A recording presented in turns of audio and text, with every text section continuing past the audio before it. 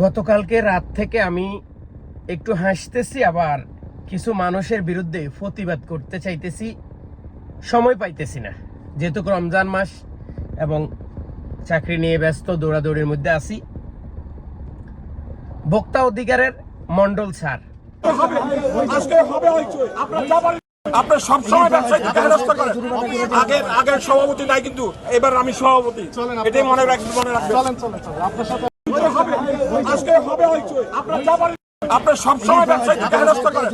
যিনি সৎ এবং নিষ্ঠার সাথে রমজান এবং 12 মাস তিনি চেষ্টা করতেছে মানুষেরকে দ্রব্য মূল্যটা হাতের নাগালে রাখার জন্য, বা দ্রব্য মূল্যর দামটা যেন কোনো প্রকার কেউ বৃদ্ধি না করতে পারে, এটার জন্য তিনি সব সময় কাজ করতেছে।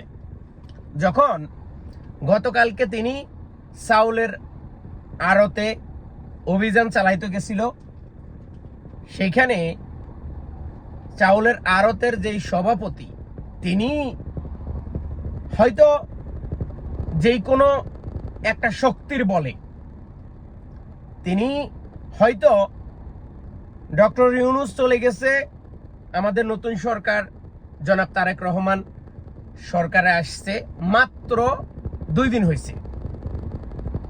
তিনি হয়তো তার যে শরীরের যে যেই গঠন বা শরীরের যে গরম, সেটা তিনি হয়তো ভোক্তা অধিকারের উপরে ভালো করে ঝাইরা দিছে।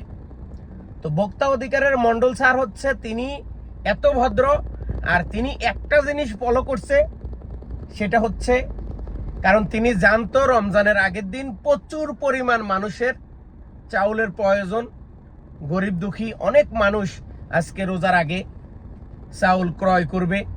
তো যদি আজকে হঠাৎ করে এখানে যেই কোনো কারণবশত যদি তিনি তাদের সাথে উল্টা পাল্টা করে, তাহলে তারা কিন্তু চাউলের আড়ত বন্ধ করে দিবে, এরকম একটা ঘোষণা কিন্তু তারাই দিতেছে এবং সবাইকে বলতেছে বন্ধ করো, বন্ধ করো, সবকিছু বন্ধ করো।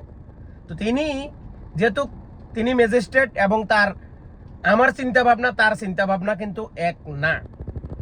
তিনি 18 কোটি মানুষের কথা চিন্তা করবে এবং করে, আর আমি আপনি শুধু ব্যবসার কথা চিন্তা ভাবনা করি।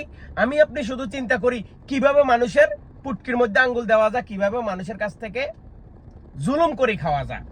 তো তিনি চিন্তা করলো হঠাৎ করে যদি এটা বন্ধ করে দেয়, তাহলে কিন্তু রোজার আগের দিন মানুষ দেখা গেছে আমাকে নিয়ে টল করবে, মানুষ দেখা গেছে আমাকে বদদোয়া দিবে, মানুষ দেখা গেছে আমাকে খারাপ ভাববে।